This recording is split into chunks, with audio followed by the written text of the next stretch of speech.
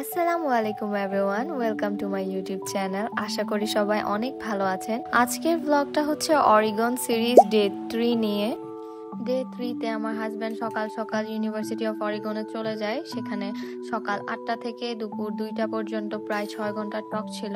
আর গতকালকে আমি টক অ্যাটেন্ড করার পর আমার অনেক বোর লেগেছিল, তাই আমি ডিসাইড করেছিলাম আমি আজকে আর টক শুনতে যাব না, আমি এয়ারবিএনবিতেই থাকবো। তাই সকাল সকাল ঘুম থেকে উঠে আমি ব্রেকফাস্টের জন্য চা বানাচ্ছিলাম। আর এই এয়ারবিএনবিতে ডাইনিং কর্নারটা একদম জানালার পাশে সেট আপ করা, তাই বাইরের বিউটিফুল ভিউ দেখে মর্নিং ব্রেকফাস্টটা এনজয় করা যায়। আর এইদিকে আমি কিছু কাপড় লন্ড্রির জন্য দিয়ে দিয়েছিলাম। এয়ারবিএনবিতে একাই বসেছিলাম, তাই ভাবলাম কিছু টুকটাক কাজ এগিয়ে নিই। যেহেতু এয়ারবিএনবি বলতে গেলে একটা ওয়েল ফার্নিশড হাউস, তাই এখানে সবকিছু অ্যাভেলেবেল থাকে, যেমন পাতিল, ডিশওয়াশ, খাবারের জিনিসপত্র আদি, ওয়াশিং মেশিন, এভরিথিং। আর এখানে সিস্টেম হচ্ছে এয়ারবিএনবি সব জিনিসপত্র ইউজ করার পর নিজেদেরকেই ক্লিন করে রাখতে হয়। ইউটেন্সিলস ক্লিন করতে করতে লন্ড্রির কাজটাও শেষ হয়ে গেল। এখন কাপড়গুলো শুকাতে দেওয়ার পালা। এদিকে আমার চাও রেডি হয়ে গেল। এয়ারবিএনবিতে কোনো চায়ের ছাঁকনি ছিল না, তাই আমি ফিল্টার পেপার ইউজ করছিলাম চা ছাকার জন্য।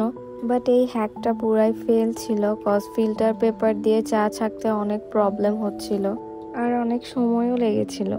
এরপর বাইরের সুন্দর ভিউটা দেখে দেখে আমি আমার মর্নিং টিটা এনজয় করছিলাম। এর সাথে আমি ইউজিনের আশেপাশে কোথায় হিস্টোরিক আর বিউটিফুল প্লেসেস আছে ঘোরার মতো, সেগুলো খুঁজে দেখছিলাম যাতে আমরা বিকালের দিকে বের হতে পারি। এরপর লাঞ্চটা সেরে নিয়ে আমি রেডি হয়ে পড়ি। দেন 2:30-এর দিকে আমার হাজবেন্ডের কনফারেন্স শেষ হয়, সো আমরা আবার অরিগন এক্সপ্লোর করতে বেরিয়ে পড়ি। ইউজিনের মধ্যেই বেশ কিছু ফেমাস টুরিস্ট স্পট ছিল। আমাদের প্ল্যান ছিল আজকে ওইসব স্পট থেকে কয়েকটা জায়গা কভার করব। আমি কিছু জায়গা আগে থেকেই নোট ডাউন করে রেখেছিলাম ঘুরতে যাওয়ার জন্য। এর মধ্যে একটা ছিল Shelton McMurphey Johnson home, also known as Castle on the Hill. 1988 established a Victorian mansion to one of the most famous historic home. It offers tours and events showcasing local history. আর আরেকটা place ছিল Mount পিসগা আরব্রিটাম, a botanical garden featuring Oregon plants, wildflowers and seasonal displays. But unfortunately ওই দিন Shelton Victorian ম্যানশনটা close ছিল, আর আমার husband botanical গার্ডেনে যাওয়ার জন্য এতটা ইন্টারেস্টেড ছিল না। সো এরপর আমরা চলে যাই আমার নোট ডাউন করা আরেকটা প্লেসে, যেটা হচ্ছে সল্টস অ্যান্ড স্ট্র। এটা হচ্ছে পোর্টল্যান্ডের popular artisan ice cream shop, and it gained fame for its unexpected flavour combinations such as pear and blue cheese, honey lavender etcetera. So Oregon আসলে এখানের আইসক্রিম মাস্ট ট্রাই করতে পারেন। গাড়িতে উঠে আইসক্রিম খেতে খেতে আমরা চিন্তা করছিলাম যে আজকে কোথায় ঘুরতে যাওয়া যায়, যেহেতু most of the tourist spots যেগুলো আমি চুজ করেছিলাম ঘুরতে যাওয়ার জন্য সেগুলো 2টার পর বন্ধ ছিল। অনেকক্ষণ চিন্তা করার পর আমরা ডিসাইড করলাম যে আমরা আজকেও সমুদ্র দেখতে যাব, যেহেতু কাল আমরা প্যাসিফিক ওশান দেখতে গিয়েছিলাম। আর প্যাসিফিক আমাদের এতটাই ভালো লেগেছে যে we still just can't get over from it. And as I said earlier in my vlogs that আমাদের স্টেটে তো কোনো বিচ, ফলস আর সমুদ্র নেই, সো অরিগনে এসে আমরা এই কোনোটা দেখার সুযোগ মিস দিতে চাচ্ছিলাম না। সো আমরা ডিসাইড করলাম যে আমরা আজকে আবারও আরেকটা বিচ দেখতে চলে যাব।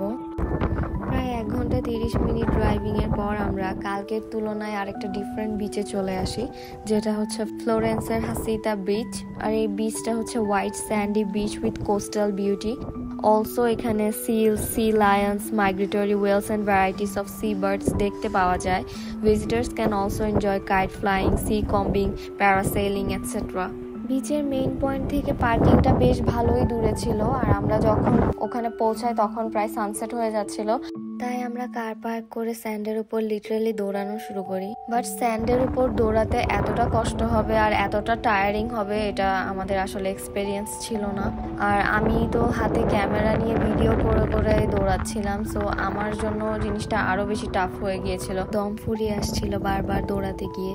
একটা সত্যি কথা না বললেই না, আগে যখন ব্লগস দেখতাম মনে হতো ইটস ভেরি ইজি, বাট যখন আমি এখন ডিফারেন্ট টাইপ অফ প্লেসেসে যাই আর ডিফারেন্ট টাইপ অফ প্লেসেসে যখন আমার ডিফারেন্ট সিচুয়েশনে ভিডিও করতে হয়, তখন আমি বুঝতে পারি যে ব্লগিং আসলে কতটা চ্যালেঞ্জিং। এই বিচটার নামকরণ করা হয়েছে Bruno de Heceta, a Spanish navigator and এক্সপ্লোরারের নাম অনুসারে, who served the Oregon coast line in 1775। এর কিছু দূর পাশে হাসিতা হেড লাইট হাউস ছিল, যেখানে আমার যাওয়ার অনেক ইচ্ছা ছিল, কজ এটা হচ্ছে one of the most photographed light houses in the USA. কিন্তু সময় স্বল্পতার কারণে আমরা সেখানে যেতে পারিনি, কারণ এই বিচ ঘোরাঘুরি করে এখান থেকে বের হতে হতেই অন্ধকার চলে আসছিল।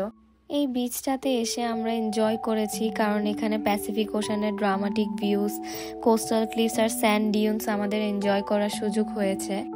ওই দিন রাতে কিছু সিনিয়রদের বাসায় আমাদের ডিনারের ইনভিটেশন ছিল, ওনারা অরিগনেই থাকেন। ব্যাক করার সময় আমি কিছুক্ষণ ড্রাইভিং করেছিলাম। আমাদের দাওয়াত ছিল করভালিসে, আমাদের বিচ পয়েন্ট থেকে প্রায় 2 আওয়ার্সের ডিস্টেন্সে। ওই দিন চাঁদটা অনেক বেশি সুন্দর লাগছিল, তাই আমি জুম করে চাঁদের ভিডিও করার চেষ্টা করি। অ্যান্ড সারপ্রাইজিংলি আমি চাঁদের অনেক ক্লিয়ার একটা ভিডিও নিতে পেরেছি, যেটা আমি আপনাদের সাথে শেয়ার করেছি। আর মজার ব্যাপার হচ্ছে তখন গাড়ি প্রায় 60 মাইল পার আওয়ারে চলছিল, বাট তারপরও আমি এত ভিজিবল অনেক সুন্দর একটা চাঁদের ভিডিও নিতে পেরেছি। দাওয়াতের ওখানে আর কোনো ভিডিওস রেকর্ড করা হয়নি। ওখানে গিয়ে আমরা সবাই আড্ডায় এতটা মশগুল হয়ে গিয়েছিলাম, আমরা এতটা এনজয় করেছি যে আর কোনো ভিডিও নেওয়ার টাইমই পাইনি। ওখানে আড্ডা দিতে দিতে প্রায় রাতের 1:30 হয়ে যায়, তখন আমরা বেরিয়ে পড়ি বাসার উদ্দেশ্যে। আর এটাই ছিল অরিগন সিরিজের ডে 3 এর ভিডিওটা আপনাদের কেমন লেগেছে অবশ্যই কমেন্ট করে জানাবেন। আশা করি আপনারা সবাই অনেক ভালো থাকবেন, আমাদের জন্য দোয়া করবেন। আসসালামু আলাইকুম এভরিওয়ান।